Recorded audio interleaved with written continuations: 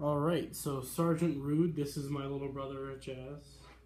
Say hi to the camera, Jazz. Hi. Um, so Jazz, what I'm going to be doing today is I'm going to be teaching you about a little bit about how the Army rankings work, especially at ROTC, and how we operate in ROTC and what those individuals do. So I came downstairs and I noticed you were playing Battlefield One, right? This like large scale war game where you were divided into squads and you conduct these coordinated attacks on certain parts of the map. Like carrying out these objectives. So do you like this game a lot? Yeah, it's fun. So what do you like about it specifically? Requires teamwork and it's big. Like the Teamwork. maps are giant. Teamwork's and it's big. I There's agree. lots of players in it.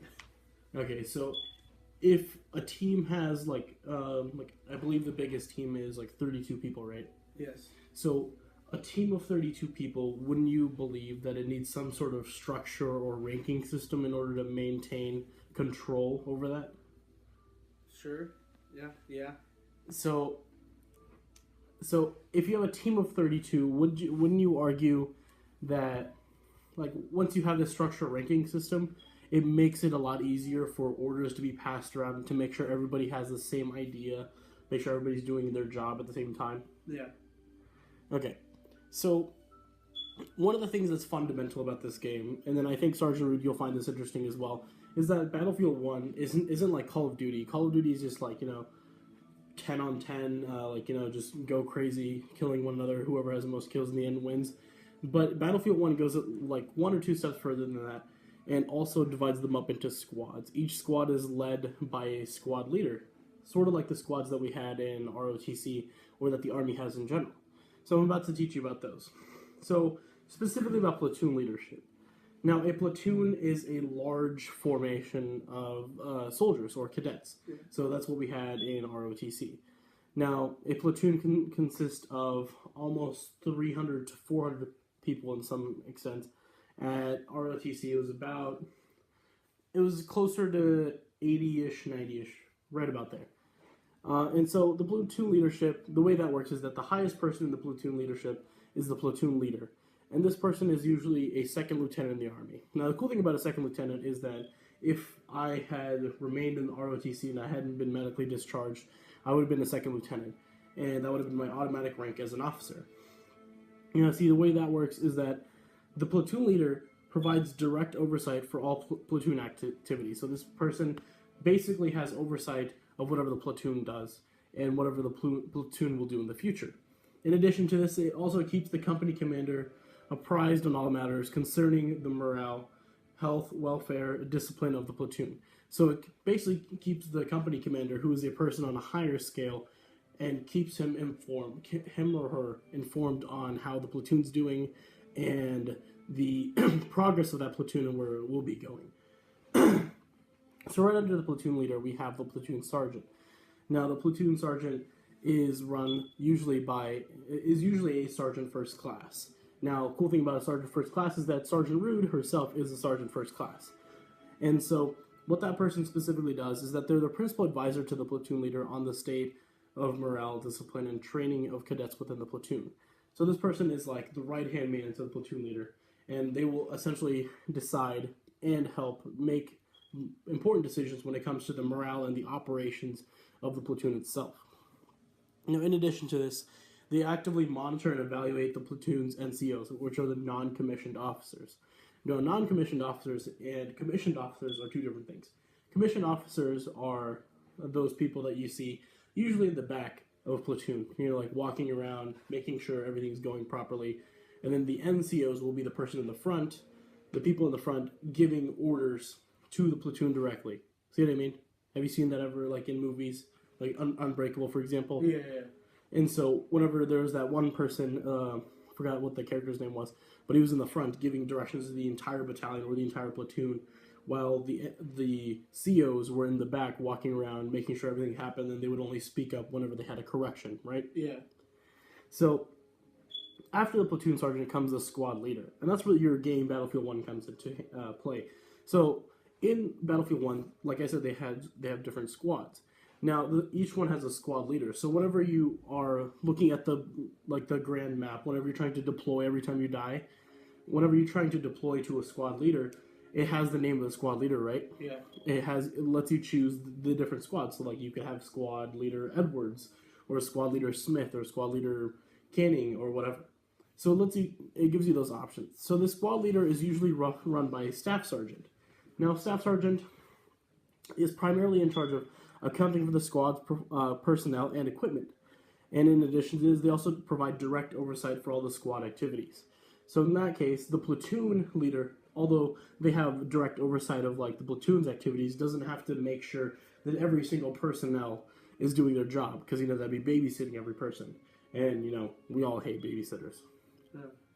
So on top of that, whenever it comes to the squad leader section, that person's in charge of their own people. And then that way the squad leader, the platoon leader, and the platoon sergeant can basically just refer down to the squad leader and ask them, oh, hey, how's this going? How's Bains or Casey or whoever, Thompson, or how are they doing? So versus by the last name?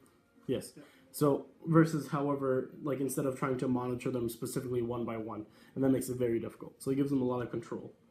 Now, the next we have overall, so that's a platoon, and then that's also a squad. In the squad, there's a squad leader, then there are also like squad formations that you have, but that's not necessarily what we're going to cover today. Above a platoon, so whenever you have multiple platoons together, you have a company. Have you ever heard of a company before? Like whenever people say company march or company attention, like in movies, yeah. So that would be a company. Now, the way the company leadership works is slightly different. So remember, the platoon sergeant refers to the company commander. Or sorry, my bad. Platoon leader refers to the company commander and also advises them on the decisions that need to be made, and like gives them information on how the platoon's doing. So the company commander, or the CO, is usually the ranking of that person is a captain in the army. Now, they serve as a role model in word, act, and deed, as in like this is the person that an entire company would look up to. It's like this is the person we need to strive to be. They are the leader of that entire company. And in addition to this, they also plan and execute company level training and administration, and they're responsible for the morale, discipline, and the spirit of the company. So this person is the head honcho. Like if you're looking at a school, for example, the company commander would be like the principal, right? So the principal would be the company commander, and then you have the assistant principal that does a lot of work.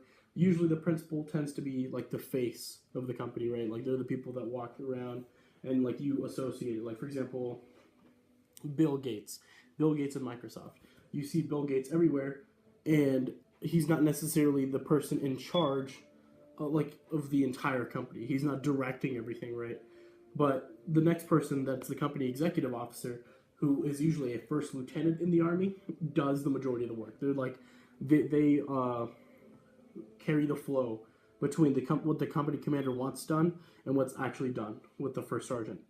So this person monitors the timely execution of companies, suspenses, milestones, and taskings, commands company in the commander's absence. So if, let's say, like, for example, a company commander, let's say they're on delay or they're on leave, they're somewhere, or they're like late or whatever, the company executive officer, or the XO, will basically step up, the assistant principal in like a school will step up and become the interim principal, right? And so they'll take charge. Now the next person is first sergeant. This is usually the senior enlisted person of a company. So they're the primary planner, and they have to be branch and MOS specific. So MOS is like what they do specifically in the Army, right? Like medical services, artillery, whatever, infantry. And so this is a principal advisor to the commander on the state of morale, discipline, and training of the cadets within the company, just like the platoon sergeant is, right? But on a bigger scale. They also ensure compliance with the uniform and appearance policy. So like if a cadet shows up out of uniform or improperly dressed, then they will address that, and they will counsel them essentially. Counseling is like, whenever you're talked to, whether or not you did a really good thing or you did a bad thing, right? So what do you think about the ranking system overall? Do you find it helpful? Yeah, well, it's organized, so they know what if something happens, who's going to take care of it and stuff like that. So, mm-hmm. Yeah. And so what do you feel like the benefit of having that? Benefit, it's because then, like I said, you can tell who's in charge, and like, let's say something were to happen and that person wasn't there, then Right. you would know who would be able to do the next, like who's next in line, basically. Okay, that's good. I do apologize, Sergeant Rude. We're going to go a little bit over 10 minutes. However, I'm just going to let Jazz, my little brother, ask some questions. Do you have any questions about how this works? Who's like the main? Like, is there anybody above So the top? Right? yeah. So like above a company. So like I like specifically for this lesson, I covered a platoon and a company, right? So above a platoon and a company is a battalion where you'll have multiple companies. See what I mean? So the battalion is usually led by a lieutenant colonel, and the lieutenant colonel will be in charge of that entire thing. So we have Lieutenant Colonel Kerr, for example, at Mizzou, and he's in charge of the entire battalion. And so what he does is like he overlooks like the actions and like what he wants the battalion to do, or overall what sort of expectations he has. So like in the like Army ROTC, our own like battalion commander is sort of different. We have Detmer. Detmer is one of the guys, and he's the battalion commander. But like on a large scale, like if you're talking about direct Army translation, then it would be Lieutenant Colonel Kerr. But just like for the sake of training and like everybody having their own job, essentially, it would be Detmer or battalion commander Detmer. Or sorry, my bad. He's also known as Sergeant Major Detmer. So what other questions do you have? You've explained all of the stuff pretty well, so nothing much. All right, sounds good. Thank you for your time. Now you can go back to playing your war games, buddy.